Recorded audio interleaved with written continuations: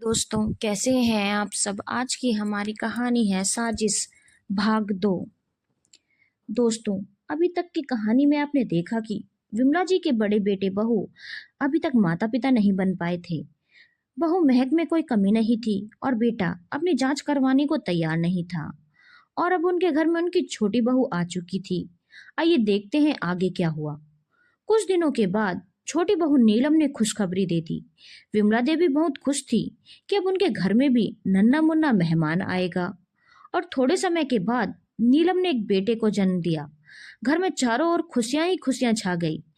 बच्चे का जन्म होने की खुशी में घर में एक छोटी सी पार्टी रखी गई थी, जिस पर सब लोग आए थे। महक की बुआ सास भी आई हुई थी। उन्होंने पार्टी के दौरान महक से बोला, बेटा, तेरी शादी को भी 5 साल हो गए हैं। अच्छे से अपना इलाज करवा तो तेरी भी गोद भर जाएगी। इस पर महक ने बोला कि उसने अपनी सारी जांच पड़ताल करवा ली है और सब कुछ ठीक है। जब बच्चा होना हो जाएगा। रोहित भी वहीं पास में बैठा था। उसने भी बोला, हाँ बुआ, जब भगवान की मर्जी होगी तो बच्चा हो जाएगा। उसके बारे में सोच सोचकर अपना आज क्यों खराब करना। रोहित की बुआ ने बोला, हाँ बेटा, बात तो ठीक कह रहा है, पर अब तो विज्ञान ने बहुत तरक्की कर ली है। तुम दोनों एक बार अपनी अच्छे से जांच पड़ताल दोबारा करवा लो। क्या पता दोनों में से किसी में कोई कमी हो तो डॉक्टर के इलाज से ठीक हो जाए और तुम लोगों का भी बच्चा हो जाए। इस पर रोहित फिर से चिड़चिड़ा हो गया। तो महक ने बुआ सास को सारी बात बता दी और बोला कि रोहित अपनी जांच नहीं करवाना चाहते और उसकी सास यानी कि विमला देवी ने आग में घी डाल रखा है। इस पर बुआ ने बोला, अच्छा। वह रोहित को लेकर किनारे चली गई और उससे बोली, बेटा, अगर तू डॉक्टर से जांच करवाने जाएगा तो क्या पूरे शहर में ढिंडोरा पीट कर जाएगा कि तुझ में कोई कमी है और तू डॉक्टर से अपना इलाज करवा रहा है। नहीं ना, तुम्हारे और महक के अलावा कौन जानेगा कि क्या हो रहा है। तुम्हें बच्चा होने से मतलब है ना। तुम जाओ और जाकर अपनी पूरी जांच पड़ताल करवाओ। बस यह मान लेना कि मर्दों में कोई कमी नहीं हो सकती, कहीं से भी तार्किक नहीं है। इतने पढ़े लिखे तो तुम हो, फिर भी ऐसी बातें कर रहे हो। अपना ईगो को थोड़ा साइड रखो। अगर बच्चा होगा तो कल तुम दोनों पति पत्नी की जिंदगी में जो एक बहुत बड़ी कमी है वह पूरी हो जाएगी और तुम्हारे बुढ़ापे का सहारा भी होगा। भाभी को देखो, वह तो अपने छोटे के बेटे के बच्चे के साथ कितना खुश है। तुम्हारे छोटे भाई और उसकी पत्नी भी बहुत खुश है क्योंकि उनका परिवार पूरा हो गया और तुम लोग भी उनकी खुशियों में ही खुश हो। और क्या तुम्हें नहीं लगता कि तुम्हारी अपनी औलाद होनी चाहिए। और तुम्हें बहुत अच्छे से पता है कि महक में कोई कमी नहीं है। ठीक है, महक ने यह बात मुझे बताई, तुम्हें भी पता है यह बात मेरे तक ही रहेगी, मुझसे और कहीं नहीं जाएगी। इतना तो तुम मुझे जानते ही हो। अब मेरी बात सुनो, चुपचाप जाकर अपनी जांच पड़ताल करवाओ और भाभी से कुछ भी बोलने की जरूरत नहीं। नहीं तो वह फिर तुम्हारे कान भर देगी और फिर तुम अपना भविष्य नहीं देखोगे। भाभी का क्या है, उनके पास तो दो दो ऑप्शन है। तुम ना सही, रमन ने उन्हें बच्चा दे दिया, पर तुम्हारे पास तो एक ही ऑप्शन है ना, कि तुम्हारी खुद की औलाद हो। इसलिए तुम और महक जब भी डॉक्टर के पास जाया करो, किसी को मत बताया करो। भगवान ने चाहा तो तुम्हारे यहाँ भी संतान जल्द ही जन्म लेगी। बुआ से रोहित की बहुत अच्छी बनती थी। बचपन से ही रोहित बुआ के साथ ज्यादा रहा था। उसके बाद बुआ की शादी हो गई थी, लेकिन आज भी रोहित अपनी बुआ को बहुत चाहता था। बुआ ने रोहित को इतने तरीके से समझाया कि रोहित डॉक्टर के पास जाने को तैयार हो गया। बुआ ने महक को भी अच्छे से बोल दिया कि चुपचाप तुम दोनों को जो करना है करते रहो। जितने मुंह होंगे उतनी ही बातें होंगी। जब तुम गर्भवती हो जाओगी तो सबको बता देना। महक ने बुआ का बहुत बहुत धन्यवाद दिया और अगले दिन रोहित और महक डॉक्टर के पास गए। महक की सारी रिपोर्ट्स तो हर बार की तरह नॉर्मल आई। अब रोहित की बारी थी। जब डॉक्टर ने रोहित की जांच पड़ताल की तो वह हैरान हो गया। रोहित की नसबंदी की गई थी, जिसकी वजह से वह पिता नहीं बन सकता था। और यह प्राकृतिक तौर पर नहीं था, बल्कि डॉक्टर द्वारा किया गया था। यह सब देखकर डॉक्टर भी हैरान हो गया कि रोहित ने तो अपनी नसबंदी कर रखी है, फिर वह पिता कैसे बनेगा। डॉक्टर जब इस बारे में रोहित से पूछा तो रोहित ने बोला, नहीं, उसने ऐसा कुछ भी नहीं करवाया। महक भी हैरान हो गई और बोली, यह कैसे हो सकता है? डॉक्टर ने बोला, यह कैसे हुआ यह तो आप लोग जानिए, पर ऐसा हुआ है।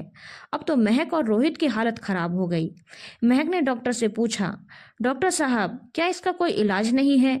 डॉक्टर ने बोला, बिल्कुल इलाज है, हम इसे वापस खोल सकते हैं और उसके बाद रोहित पिता बन सकता है। तो महक ने बोला, प्लीज आप रोहित का ऑपरेशन करके उसे फिर से पिता बनने के काबिल बना दीजिए।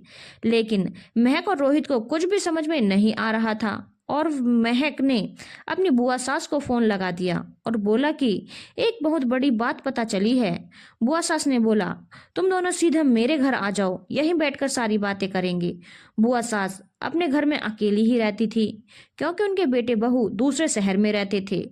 बुआ सास के घर जाकर महक ने सारा माजरा उन्हें बताया। सुनकर उन्हें भी हैरानी हुई कि ऐसा कैसे हो सकता है। रोहित ने भी बोला, हाँ बुआ, मुझे खुद नहीं समझ में आ रहा है ऐसा कैसे हो सकता है। डॉक्टर ने रोहित के ऑपरेशन के लिए उसे एक दिन के लिए अस्पताल में एडमिट करने के लिए कहा था। रोहित ने बोला, अब यह बात जब मम्मी जानेंगी तो उन्हें कितना सदमा लगेगा। पता नहीं मेरे साथ ऐसा किसने किया और कब किया और मुझे कुछ भी पता कैसे नहीं चला। बुआ ने बोला, बेटा तू अपनी माँ को यह बात मत बताना, नहीं तो सच में उन्हें बहुत सदमा लगेगा। एक काम कर, 2-3 दिन के लिए बहाना बनाकर तुम और महक मेरे घर में रुक जाओ। मैं भाभी को बोल दूंगी कि मेरी तबीयत बहुत खराब है। 2-3 दिन रोहित और महक मेरे घर रहेंगे और यहीं से तू अपना ऑपरेशन करवा लेना और ठीक होकर अपने घर चले जाना। इससे भाभी को कुछ भी नहीं पता चलेगा और तुम्हारी समस्या भी हल हो जाएगी। रोहित और महक को यह बात ठीक लगी, पर रोहित और महक को यही लग रहा था कि आखिरकार यह सब किसने और क्यों किया। रोहित बार बार बुआ से पूछ रहा था, बुआ आपको कुछ तो पता होगा, मेरे साथ ऐसा कौन कर सकता है? मुझे तो कुछ भी समझ में नहीं आ रहा। बुआ ने बोला, पता तो मुझे भी नहीं है, पर एक शक है मेरे दिमाग में। रोहित ने बोला, क्या? बुआ ने बोला, वह मैं तुझे नहीं बताऊंगी, नहीं तो तू फालतू में टेंशन लेगा।